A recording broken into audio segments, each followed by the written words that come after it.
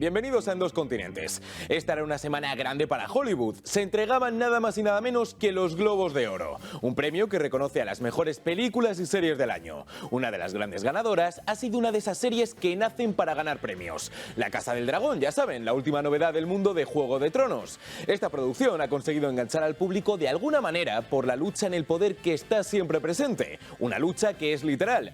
La violencia que vemos en la serie es constante y no tiene demasiados reparos en que el espectador pueda ser sensible ante lo sangriento. Y es divertido, de alguna forma entretiene. El problema es que esa violencia que puede enganchar al espectador cuando está en la pantalla no consigue en absoluto el mismo efecto cuando ocurre en el mundo real. Y vaya si está ocurriendo. Empezamos el año con esto: el asalto al Congreso, presidencia y el Supremo en Brasil. Unos ciudadanos cuya preferencia política no podemos terminar de asegurar han sofocado todo intento de protesta política para convertir ese movimiento en esto: una oleada de violencia, destrozos y vandalismo frente a una institución pública que jamás, bajo ninguna circunstancia, debería ser alterada. Y entonces ya no veíamos la violencia con los mismos ojos, como debería ser por otra parte. Afortunadamente soy de los que cree que la humanidad sabe diferenciar entre ficción y realidad. El problema es que la violencia no solo se ha limitado a Brasil en este comienzo de 2023, también ha llegado a Perú. El país no para de dar bandazos. No parece haber una figura política que esté a la altura de su pueblo. Pedro Castillo fue detenido y su sucesora temporal, Dina Boluarte, no está haciendo las cosas mejor. El pueblo está harto y tiene claro qué es lo que merece: elecciones anticipadas, algo que parece imposible en la mente de la presidenta en funciones de Perú. ¿Y cómo ha respondido el pueblo? Con estas manifestaciones. Unas manifestaciones que desde que comenzaron se han cobrado la vida de 47 personas. Pero es que la jornada de ayer fue una catástrofe. 18 manifestantes fallecieron tan solo en el día de ayer. Y todo porque no hay un gobierno listo para escuchar la voluntad de su pueblo. El ambiente, como ven, es catastrófico. Boluarte parece haber conseguido el poder de rebote y no parece lista para soltarlo. Y el pueblo peruano no lo soporta más y se ha lanzado a las calles. Ahora mismo la situación parece insostenible. Y todo por la férrea determinación de la presidenta en funciones de Perú. Y no lo decimos nosotros, lo dicen los propios manifestantes. Los señores policías nos están disparando y creo que hay 5 heridos, hay un muerto. Y lo pedimos de que señora Dina renuncie porque usted es una asesina, porque mucha gente está muriendo por tu culpa, la verdad. Acepta que el pueblo no te quiere. Y les pregunto, ¿qué es lo que ocurre cuando tanto en Brasil como en Perú, como en tantos lugares, los ciudadanos tienen miedo de su gobierno? Cuando dos pueblos temen por su futuro, por su seguridad y, lo que es más importante, por la de sus familias. Sencillo, que consideran que ha llegado el momento de salir del país y buscar un nuevo hogar, un nuevo lugar en el que al menos tengan la libertad para vivir precisamente con eso, libremente. Y la cuestión es que si Brasil y Perú miran un pelín hacia arriba, hay un país en su continente que siempre ha destacado por ser dos cosas: el país de la libertad y la tierra de las oportunidades. Y hacia allá que van, hacia Estados Unidos. La cuestión es que por muy buenas que sean las intenciones del país de acoger a toda la gente que puedan, las cuentas no dan. Ahora mismo Estados Unidos se debate entre mirar por su propia seguridad y bienestar o dar asilo a los miles y miles de inmigrantes que están llegando desde 2022 en unas cuotas históricas. Es toda una crisis que durante 2 años ha sido ignorada por el presidente de los Estados Unidos. Hasta ahora. Por primera vez desde que llegó a la Casa Blanca, Joe Biden ha visitado uno de los puntos calientes en esta crisis: la frontera del Paso, situada en Texas. Según algunos expertos, hasta 2.000 inmigrantes cruzan esta frontera ilegalmente. Biden ha acudido a observar estos hechos por sí mismo. Le hemos visto dar un paseo alrededor de la parte del muro construida en el lugar y hablar con algunos miembros de las fuerzas de seguridad del mismo, mientras la situación es la que ven: familias durmiendo en las calles de Estados Unidos mientras miles de ellas luchan por entrar diariamente. Sí, Biden ha llegado a la frontera por fin. Se han necesitado 2 años para que el presidente atendiera personalmente uno de los mayores problemas para el pueblo estadounidense. Y es por eso por lo que no le han recibido precisamente como a un héroe. Esta era la imagen de algunos de los ciudadanos tejanos que han salido a recibir a su presidente con pancartas a favor de Donald Trump. Recordemos que una de las principales promesas del expresidente fue la de construir un muro que separara Texas y México, y los ciudadanos no lo han olvidado. Y no solo es el pueblo tejano el que se acuerda de su expresidente y que recibe al hombre que está en el cargo sin demasiado entusiasmo. El gobernador de Texas, Greg Abbott, lleva años pidiendo que Biden acudiera a la frontera, que viera con sus propios ojos la catástrofe migratoria que está sucediendo, tanto para los inmigrantes como para las familias estadounidenses. Un grito que no recibió respuesta durante 2 años. ¿Se lo imaginan? ¿Se imaginan ser un gobernador que trata de que su pueblo no sufra, ve cómo lo hace y no puede hacer nada al respecto?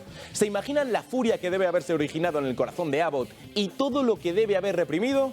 Bueno, eso es lo que pasa cuando reprimimos algo, que aguantamos, aguantamos y aguantamos hasta que explotamos. Y cuando el gobernador de Texas y el presidente de los Estados Unidos se vieron las caras, Abbott no dejó prisioneros. El presidente que ha causado el caos en la frontera necesitaba estar aquí, pero resulta que llega 2 años y casi 20 millones de dólares más tarde. Las soluciones para arreglar esto existen ya en la ley federal. Y todo lo que hay que hacer es asegurarnos de que el presidente cumpla con la ley actual. Después de ver esto, solo hay una pregunta que está clara. ¿Cómo puede haber sido el encuentro entre Abbott y Biden más incómodo? ¡Es imposible! Todo el mundo tranquilo. Que nadie diga es que las cosas no pueden ir a peor, nunca, porque sí, pueden hacerlo. Y en este caso, así ha sido. Dicen que ante los ataques no hay nada como matarlos con una sonrisa. Discrepo. No hay nada como responder con un regalo. Esto, de hecho, fue lo primero que nos llamó la atención. Abbott y Biden se encuentran y el gobernador de Texas le entrega una carta al presidente de los Estados Unidos. Una carta cuyo contenido desconocíamos en ese momento, pero que, por la aparente contundencia del tono de Abbott y la visible cara de incomodidad de Joe Biden, no creo que contuviera una lista de todo lo que quería el presidente de los Estados Unidos para las Navidades del año que viene. ¡Ay!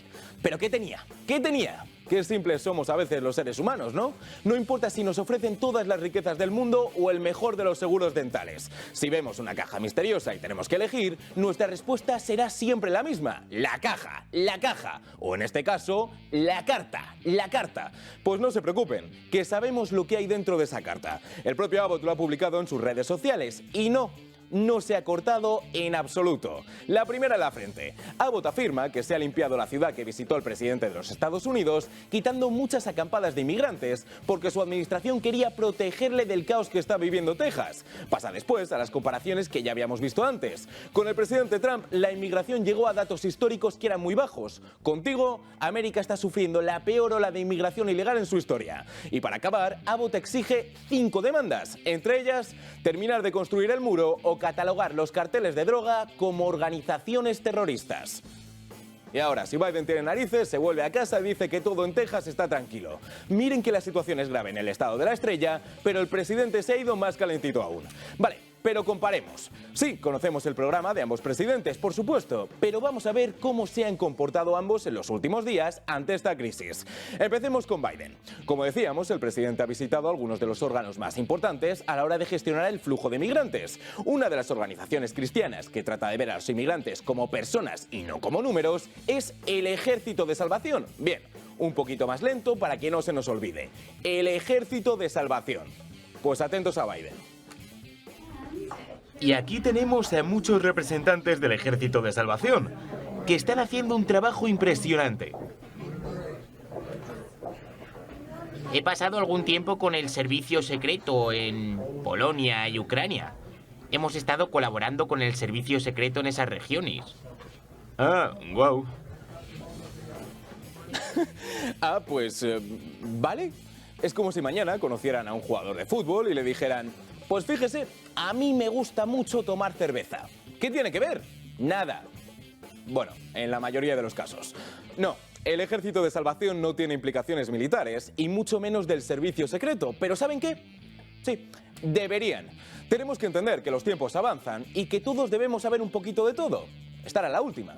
Saber utilizar los últimos aparatos tecnológicos y también todas las aplicaciones posibles. Atentos a la recomendación de Joe Biden para todos aquellos inmigrantes que busquen asilo en Estados Unidos. Lo primero, si buscan asilo, pueden utilizar una app en su teléfono llamada CBP1, UNO, CBP1, UNO.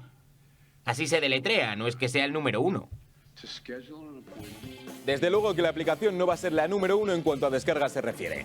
Pero vamos a ver, las pobres familias están luchando contra viento y marea, literalmente, para llegar a Estados Unidos. Y en medio de la travesía de un violento río, ¿qué es lo que hacen? De repente se paran y dicen, anda, si se me ha olvidado pedir cita en la frontera. Oye, tú, río, espera un poquito, relaja la corriente, que el servidor se ha colgado y no me deja pedir cita. Claro que sí, y ya está. Si las crisis tienen soluciones fáciles, hombre. Si esto no funciona, no pasa nada, porque queda algo que es incluso más importante: la ley. La ley y todos sus artículos. Y si el artículo 42 no funciona, hay más. Mi predicción es que el Tribunal Supremo acabará con el artículo 42 a finales de año y después utilizaremos el título 9, el título 8. El 8, ¿no? ¿Es eso? Sí, el 8. El 8, el 9.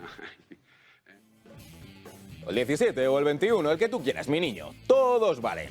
¿Lo entienden ahora? ¿Cómo puede el pueblo de Texas, un pueblo que está sufriendo en sus carnes esta crisis migratoria, poder apoyar al presidente si no sabe ni qué artículos debe poner en funcionamiento para impedir que la crisis sea mayor? No pueden. Y menos cuando el presidente al que echan de menos, Donald Trump, tiene un punto de vista totalmente distinto. No solo familias cruzan la frontera, también los carteles de drogas tienen un papel muy importante en esta crisis. Sabedores de la incertidumbre, el dolor y el ansia por resolver esto de la mejor forma posible, algunos capos de la droga aprovechan esta desestabilidad para introducir sus productos en Estados Unidos. Y a criminales y malhechores que son los responsables de que muchos países no acojan a tantos inmigrantes como les gustaría.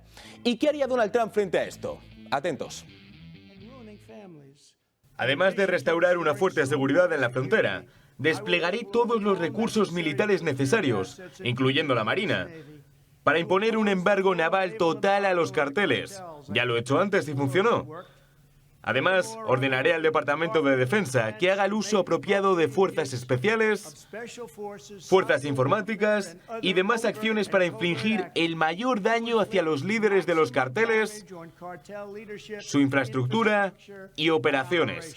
Catalogaré a los grandes carteles como organizaciones exteriores terroristas. Restringiremos su acceso a los sistemas de financiación internacionales. ¿Que hay una crisis en la frontera? Sin problemas. Toma ejército y toma marina. A ver si tienen narices los capos estos a meterse en el país. Y punto, ya está. Eso mismo, poner punto y final, es lo que le gustaría hacer a Joe Biden, pero con otra cuestión distinta. Ayer hablamos que se habían descubierto una serie de documentos confidenciales que Joe Biden tenía en una oficina de la Universidad de Pensilvania y que se había llevado de la Casa Blanca después de haber sido el vicepresidente de Barack Obama. Unos documentos cuyo contenido no terminábamos de conocer. Bien. Hay novedades. Según la CNN, una fuente asegura que los documentos hallados en la oficina de Biden contienen material de inteligencia sobre países como Ucrania, Irán o el Reino Unido. Fantástico. ¿Se acuerdan de que ayer temíamos que miembros del Partido Comunista hubieran echado un vistazo a estos documentos? Pues eso es cierto, seguro que no les interesa en absoluto. ¿Información sobre Ucrania? ¿Sobre Irán y su arsenal nuclear? ¿Sobre Reino Unido? Nah, no es interesante. A Biden, por supuesto, toda esta situación le ha pillado por sorpresa. Y ojo, que no lo digo yo. Y me informaron sobre este descubrimiento y me sorprendió que hubiera documentos gubernamentales que se hubieran llevado ahí, a esa oficina. No sé qué hay en esos documentos. Mis abogados no han sugerido que preguntase qué documentos eran. Han entregado las cajas. Lo han hecho ellos a los archivos y estamos cooperando totalmente. Estamos cooperando totalmente con la investigación, que espero que acabe pronto. Tendremos más detalles entonces. No, Joe, no. Los sorprendidos somos nosotros. Sorprendidos no solo de que tengas esos documentos, sino de tu gestión en la frontera. Se han necesitado 2 años para que el presidente visite El Paso. Se han necesitado 2 años en los que uno de los grandes problemas de América se ha convertido en una crisis enorme que tiene una solución ahora mismo que se plantea como mínimo compleja. 2 años en los que miles de familias, hastiadas de sus gobiernos, han cruzado todo un continente para llegar a tus puertas y encontrarse con una incertidumbre aún mayor. 2 años en los que los capos de las drogas, ocultos en las sombras, se han aprovechado de este sufrimiento para hacer negocio del mismo. 2 años, Joe. ¿Y eres tú el sorprendido por lo que ocurre? Veremos qué sucede mañana en un nuevo programa de En Dos Continentes, en el que hablaremos sobre Estados Unidos y todo lo que ocurre a su alrededor. Solo aquí, en El Toro Televisión. Hasta mañana.